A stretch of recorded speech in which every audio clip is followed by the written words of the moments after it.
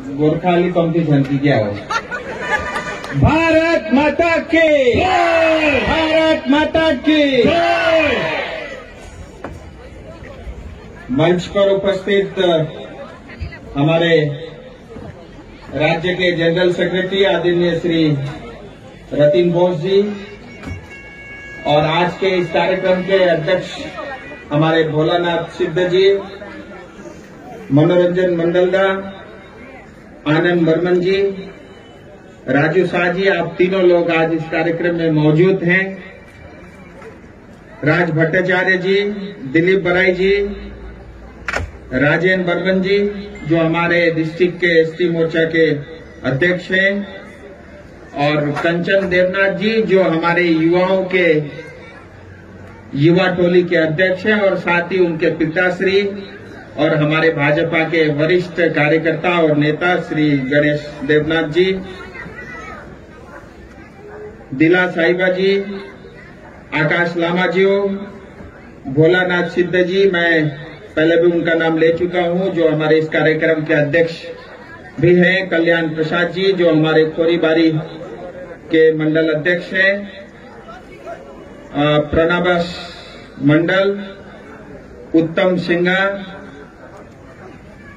दीनदयाल सिंघा जी, हरि निरावला जी,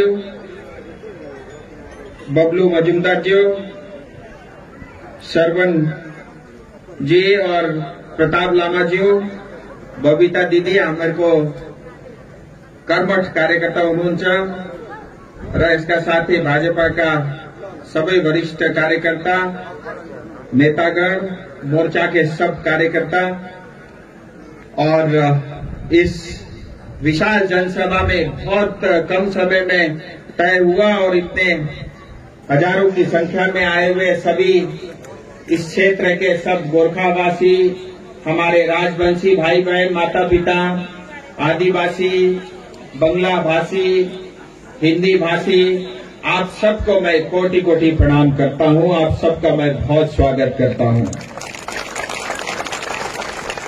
मैं समझ रहा हूं भोजन का समय है, आपको भूख भी लग रहा है, लेकिन फिर भी जिस तरह से अन्याय और अत्याचार पश्चिम बंगाल के ऊपर में पिछले 10 साल से हुआ और उससे पहले 34 साल सीपीएम ने किया, उन सब के बारे में कम से कम 10-15 मिनट आपके सामने जरूर कुछ बातें मैं रखना चाहूंगा।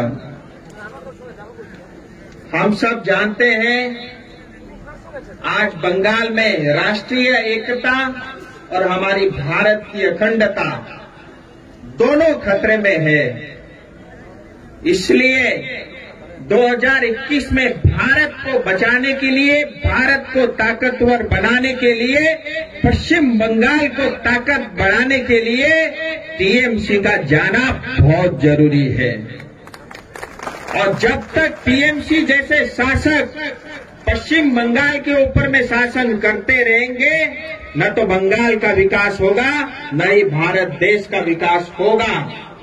हमारे जितनी क्षमताएं हैं उसके हिसाब से बहुत हम आगे बढ़ सकते हैं, लेकिन ऐसी टीएमसी सरकार को उखाड़ फेंकना हम सबका, आप सबका बहुत बड़ा कर्तव्य 2021 में है। हम सब जानते हैं माँ, माटी और मानुष सरकार आई थी, लेकिन पिछले 10 साल के कार्यकाल के बाद अगर आज आप देखेंगे हमारी माताएं, पूरे भारत में सबसे ज्यादा अन्याय और अत्याचार आज पश्चिम बंगाल के ऊपर में हमारी महिलाएं और हमारी माताओं, हमारी बहनों के ऊपर में हो रहा है।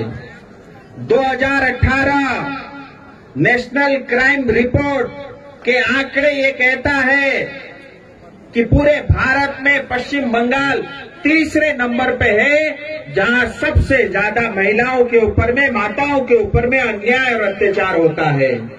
2018 में 65,000 से ज्यादा महिलाएं पश्चिम बंगाल से गायब हुई, लापता रही। ये पूरे भारत में सबसे ज्यादा है। इस आंकड़े को आप देखिए, सोचिए। और 2018 के बाद पश्चिम बंगाल की सरकार ने नेशनल क्राइम रिपोर्ट डाटा देना बंद कर दिया है। सो हमारी माँ, हमारी माताएं, हमारी बहनों की आज पश्चिम बंगाल में ये स्थिति है। हमारी महिलाएं, माताएं आज पश्चिम बंगाल में सुरक्षित नहीं है। दूसरी बात, माटी। 2017 में हमारे 11 गोरखाओं को खून दिया था। उतना ही नहीं, अभी तक भारतीय जनता पार्टी के 150 से ज्यादा कार्यकर्ताओं के खून से ये माटी अभी लथपथ है। आज क्राइम पश्चिम बंगाल में इतना ज्यादा है, आए दिन मर्डर होते हैं, आए दिन हत्याएं होती है। न तो मां सुरक्षित रही, न माटी सुरक्षित रहा। और रही बात मानुष की, हम सब जानते हैं, कोई भी आदमी किसी से भी पश्चिम बंगाल में पूछ लीजिए, यहाँ की जो टीएमसी की पुलिस है, ये पश्चिम बंगाल की सरकार की पुलिस नहीं है, ये ममता दीदी और टीएमसी के नेता और उनके चमचों की पुलिस है। उनसे हमारी जनता सुरक्षित नहीं है। मैं आपको भी सावधान करना चाहता हूं, बस 3 महीने का समय रह गया है, सुधर जाओ, अब भी समय है। सो हमारी न तो माताएं सुरक्षित है, न हमारी माटी सुरक्षित है, न यहाँ की पुलिस और टीएमसी के गुंडों से न यहाँ का मानुष सुरक्षित है। 3 वादे करके जो सरकार आई थी वो पूरी तरह आज फेल है, विफल है। और आपने सुना होगा, जब चुनाव हार रहे हैं, टीएमसी को लग रहा है कि सत्ता से हम टाटा बाय बाय हो रहे हैं, अब इन्होंने बोलना शुरू कर दिया है कि भाजपा के नेता, भाजपा के प्रधानमंत्री, गृह मंत्री और हमारे राष्ट्रीय अध्यक्ष ये सब बाहरी है, आउटसाइडर है। मैं टीएमसी के नेता और खास करके प्रशांत किशोर से पूछना चाहता हूं, क्या प्रशांत किशोर जी आप ये बताने का कष्ट करें कि आप ईडन गार्डन में पैदा हुए थे? आज टीएमसी की हालत देखिए।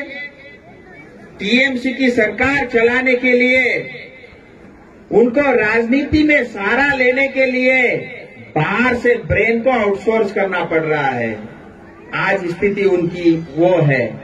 हम तो श्यामा प्रसाद मुखर्जी के, हम उनकी सेना है और भारतीय जनता पार्टी की शुरुआत पश्चिम बंगाल से ही हुई है, ये हम सबको पता होना चाहिए। फिर आपको पता ही होगा 2019 में कांग्रेस को डुबाने वाले हमारे श्री राहुल गांधी जी थे, जिनके लीडरशिप के कारण, जिनकी नेतृत्व के कारण 2019 में कांग्रेस पूरे देश से समाप्त हो गई थी। और मुझे बड़ा दुख के साथ ये घोषणा करना पड़ रहा है, हमारे एक राहुल जैसे लोकल एक पप्पू भी है, पर जो पश्चिम बंगाल के पप्पू के नाम से फेमस है, अभी अभिषेक बनर्जी के कारण टीएमसी का जहाज 2021 में डूबने वाला है। फिर अगली बात ये कहते हैं, हम ध्रुवीकरण करते हैं, हिंदू वोट बैंक की बात करते हैं। हम हमेशा कहते हैं हम सब भारतीय हैं, चाहे हिंदू हो, चाहे क्रिश्चियन हो, चाहे मुस्लिम हो, चाहे किसी धर्म को मानने वाला हो, चाहे किसी जात का मानने वाला हो, हम सब एक है। आपके हमारे सबके अंदर में एक ही खून है। लेकिन टीएमसी कहती है हम 30% के लिए काम करते हैं, 30% एक धर्म विशेष के लोग हैं, ये उनकी सरकार है, ये उनके लिए काम करते हैं। ये खुला टीएमसी के लोग कहते हैं। आपने भी सुना होगा कि 30% हमारे लिए एफडी है।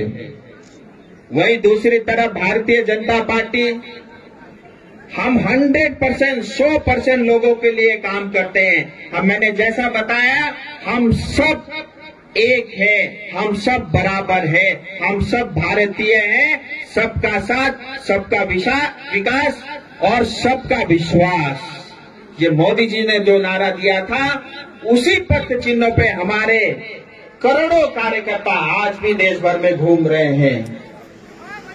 और मैं टीएमसी की बात करूं, ये इनके ऊपर में आरोप लगना चाहिए कि ये 30% एक धर्म विशेष के लिए काम करते हैं, उसका मेरे पास उदाहरण है। जब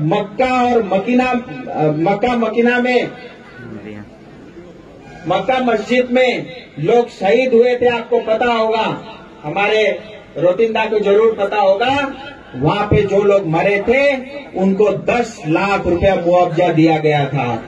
आज हमारे पश्चिम बंगाल के वीर सैनिक लोग जब शहीद होते हैं उनको 2 से 5 लाख रुपया देता है। तो आप बताइए, एक धर्म विशेष की बात बीजेपी कर रही है या टीएमसी कर रही है? और मस्जिद के अंदर में जो मौलाना है, पश्चिम बंगाल सरकार उनको हर महीने 2,500 रुपया देती है। अब उनको पता चला कि हिंदू टीएमसी को वोट नहीं दिया, तो उन्होंने हिंदुओं के जो हमारे कुछ मुट्ठी भर पुजारी है उनको भी 1,000 रुपया देना चालू किया, लेकिन उनको 2,500 नहीं दिया। ये भेदभाव टीएमसी करती है। हम सब जानते हैं कोविड के समय में हमारी हेल्थ इंफ्रास्ट्रक्चर कितनी बुरी अवस्था में थी, ये आपको भी पता है, हम सबको पता है। आज आपको ये पता होना चाहिए, पूरे नॉर्थ बंगाल में एक भी सरकारी कोविड अस्पताल नहीं है। पूरे पश्चिम बंगाल में 90,000 अस्पताल है, सरकारी अस्पताल के बेड है 90,000, और पश्चिम बंगाल की आबादी 9 करोड़ से ज्यादा है, यानी 1,000 के ऊपर में एक बेड भी आज पश्चिम बंगाल में नहीं है। आपको ये भी पता होना चाहिए, पूरे भारत में हर नागरिक के ऊपर में 1,500 रुपया प्रति व्यक्ति प्रति वर्ष मेडिकल के लिए, चिकित्सा के लिए खर्च होता है, लेकिन पश्चिम बंगाल में 900 रुपया से कम ही खर्च होता है। तो इससे आप अंदाजा लगा सकते हैं कि हेल्थ इंफ्रास्ट्रक्चर कितना घटिया है। और अभी बात चल रही है स्वास्थ्य ये साथी कार्ड की, ये सिर्फ चुनाव के समय में छलावा है, उसके अलावा कुछ नहीं। हम सब जानते हैं स्वास्थ्य साथी कार्ड ये सिर्फ पश्चिम बंगाल के लिए ही है, लेकिन हम सबको ये पता है कि पश्चिम बंगाल में अस्पताल अच्छे नहीं है। हमारे यहाँ के आम जनता, गरीब जनता को इलाज के लिए दिल्ली, बम्बई और चेन्नई तक जाना पड़ता है, आप सबको भी जाना पड़ता है। ये कार्ड वहां पे काम नहीं करता। इतना ही नहीं, जो हमारे इतने लाखों की संख्या में जो माइग्रेंट वर्कर है, जो हमारे विद्यार्थी हैं, जो दूसरे प्रदेश में रह के नौकरी करते हैं या पढ़ाई करते हैं, ये कार्ड उन पे भी लागू नहीं होता। इतना ही नहीं, पश्चिम बंगाल के अंदर ही जो प्राइवेट अस्पताल है वहां पे भी ये कार्ड एक्सेप्ट नहीं हो रहा अस्पताल के अंदर में। सो आप आयुष्मान भारत आप लागू कर दो, जो अच्छे और भले टीचर है उनका भी नाम खराब होता है। और भैया ने कहा द्वारे सरकार 10 साल तक आप जनता को डंडा मारते रहे, अब जनता के घर आए हो, 2021 में अच्छे से डंडा आपको पड़ने वाला है। मैं आपको आगाह करता हूं, सावधान करता हूं। हम सब ये जानते हैं, मैं अभी मीटिंग गया था कुछ दिन पहले, एक किसी के घर में गया तो वहां एक मां मिली, उन्होंने मुझे बताया भाजपा आपको पसंद है, समाधान एक ही है, भारतीय जनता पार्टी। आपके और हमारे सपने अगर कोई पूरा कर सकता है वो एक ही है, वो है भारतीय जनता पार्टी। इसलिए मैं आपसे निवेदन करता हूं, एक नेता होने के नाते नहीं, आप सबका भाई, आप सबका बेटा होने के नाते, क्योंकि मेरी राजनीति बहुत लंबी नहीं है और मुझे इतनी समझ और अकल भी राजनीति की नहीं है और मुझे समझना भी नहीं है। अगर इसी तरह टीएमसी के जो नेता है जिस तरह से भ्रष्टाचार में लिप्त है, अगर यही नेतागिरी है तो ऐसी नेतागिरी मुझे चाहिए भी नहीं। तो अंत में मैं आप सबसे यही निवेदन करता हूं, भारत की अखंडता को बचाने के लिए, पश्चिम बंगाल को विकास के रास्ते में ले जाने के लिए भारतीय जनता पार्टी की सरकार हम सब ने 2021 में बनानी है। मुझे अभी भैया बता रहे थे कुछ लोकल हमारे इश्यू, ये बात मैं पहले भी कह चुका हूं। पानी टैंकी के अंदर में 2 चाय बागान काट करके उनको प्लॉटों में बदला गया है। चाय बागान से जुड़े हुए सब लोग आज परेशान हैं। मैं इस मंच से मीडिया के साथियों के माध्यम से आप सबके माध्यम से बता देना चाहता हूं और खबरदार करता हूं, जो भी टीएमसी या सीपीएम के नेता उसके अंदर में इन्वॉल्व है, जांच होगी, आप सबको जेल में ठूसा जाएगा और आप सब जनताओं के जो पैसे लूटे हैं ब्याज समेत आपको वापस मिलेगा। मेरा आप सबसे ये वादा है। और सबसे पहला भारतीय जनता पार्टी की सरकार बनते ही सबसे पहला काम मैं पानी टंकी से ही शुरू करूंगा। ये जो जमीन के अंदर में जो माफिया है, इस सबको मैं खत्म करूंगा।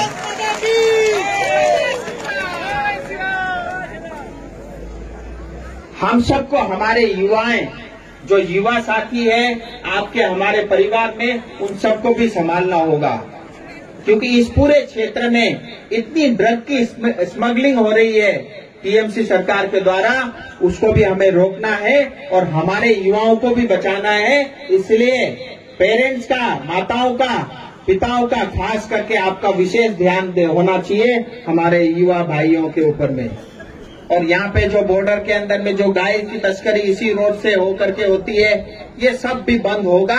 और जितना भी अन्याय, अत्याचार पश्चिम बंगाल में पिछले 10 साल और उससे पहले 34 साल हुआ है, ये सब बंद होगा, सबका हिसाब होगा। जिसने बदमाशी की उसको हम छोड़ने वाले नहीं है, मैं ये बता देना चाहता हूँ।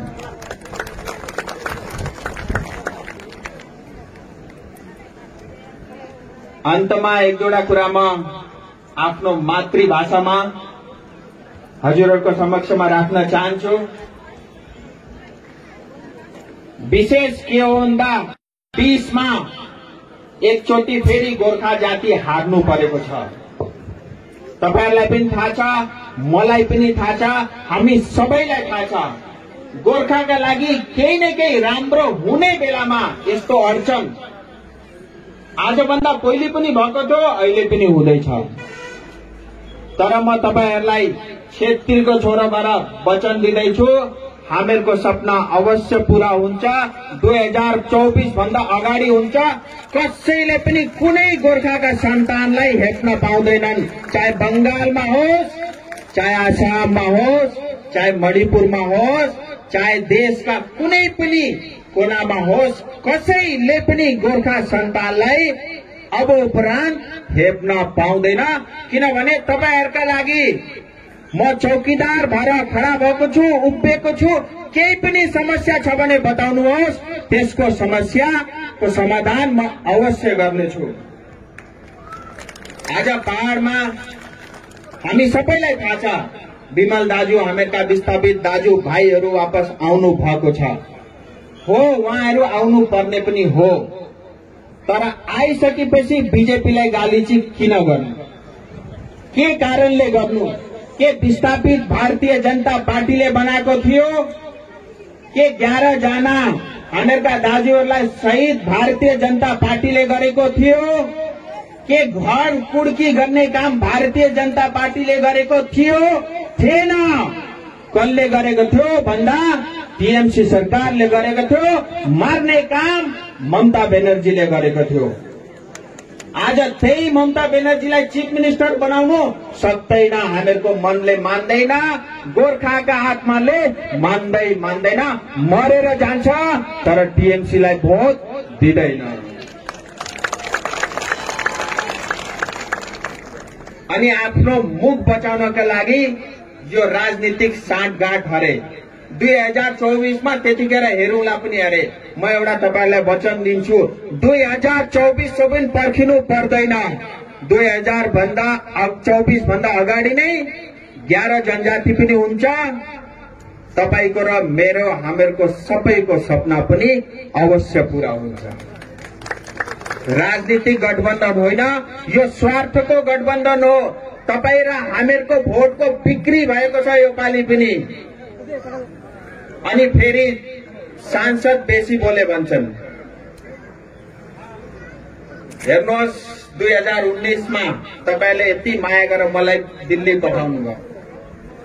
तपाईहरुलाई पनि थाहा छ, मलाई पनि थाहा छ, म त्यहाँ झिंगा मार्न त गएको थिइनँ, बोल्नै गएको थिएँ। बोलिरहेको छु, आउँदो दिनमा पनि बोल्छु। अझै 3.5 साल मसँग छ। हेर्नुहोस्, गोर्खा भनेर टेबल ठोकी ठोकी बोले, आउँदो दिनमा पनि त्यसको प्रमाण म फेरि पनि तपाईहरुलाई देखाउने छु। बोल्ने मात्रै होइन, अब गर्ने पनि समय आएको छ। मैले अघि पनि भने आउँदो दिनमा म गरेर पनि देखाउँछु। अब पीपीएस स्थायी राजनीतिक समाधान ममता दिदीले पनि दिने अरे। हेर्नु, छट्याउनु पर्दैन। जो ममता दिदीको पीपीएस भनेको जीटीए 3 हो। तराईले केही पनि पाउँदैन, डुवर्सले केही पनि पाउँदैन। अलिकति 40-45 जना नेताहरूले पैसा पाउने मात्रै यो मागी खाने भाडो मात्रै हो। त्यही भएर चाहिँदैन। भारतीय जनता पार्टीले स्थायी राजनीतिक समाधान भनेको संवैधानिक हो, भारतको संसदमा पास हुने व्यवस्था हो र केन्द्र सरकारले गर्ने स्थायी राजनीतिक समाधान हो। त्यो स्थायी राजनीतिक समाधानले देशभरिमा बस्ने 1.5 करोड़ गोर्खाको सपना पनि अवश्य पूरा गर्नेछ।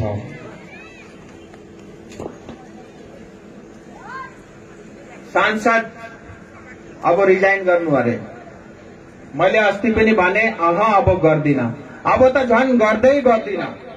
बरु आज समर्थन टीएमसीलाई नगरेर इन्डिपेन्डेन्ट लडेका थिए पनि सोच्थे पनि होला। तर अब समर्थन भन्ने टीएमसीलाई म रिजाइन गर्दिन। आउँदो दिनमा अब मेरो राजनीति सुरु हुन्छ। अहिलेसम्म मैले राजनीति गरेको थिइन।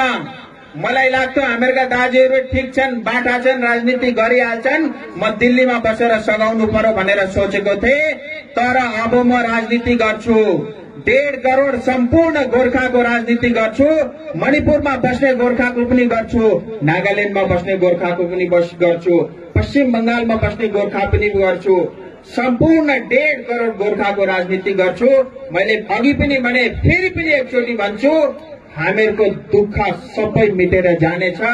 तपाईको र हामीहरुको जति पनि समस्या छ त्यसको सबै समाधान हुन्छ र आउँदो दिनमा 11 जनजाति पनि अवश्य हुन्छ, स्थायी राजनीतिक समाधान पनि हुन्छ। अनि यो जुन निधारमा लेखेको जो विदेशी हो कि क्या हो भन्छन्, यो पनि मिटेर जानेछ। हामीले जे पनि माग्दैछौं त्यसको प्रति हामीहरुमा पनि एउटा विश्वास हुनुपर्छ। माग्ने पनि तरिका हुन्छ र आफ्नो कुरा ठाउँमा राख्न पनि जान्नुपर्छ। यतिकै गाउँ ठाउँमा आएर भट्याउँदा मात्रै पनि हुँदैन।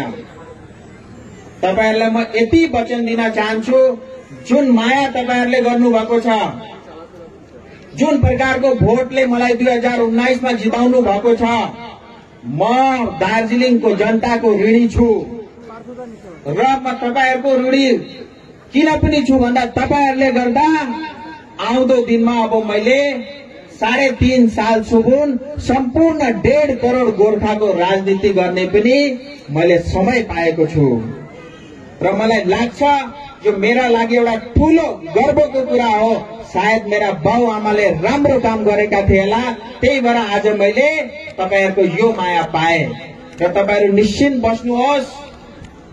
कसैले पनि अप्ठ्यारो पार्दैन, कसैले पनि तपाईलाई तंग गर्न सक्दैन। तपाईहरुको जति पनि सपना छ त्यो म अवश्य पूरा गर्छु। अरु मेरो केही काम पनि छैन। मलाई राजनीतिमा कुर्सी पनि चाहिएको छैन, मलाई मन्त्री बनिनु पनि छैन, मलाई कुनै संगठनको दायित्व पनि चाहिएको छैन। मलाई पार्टी भन्दा मेरो जातिको बेसी माया छ। भारत माता की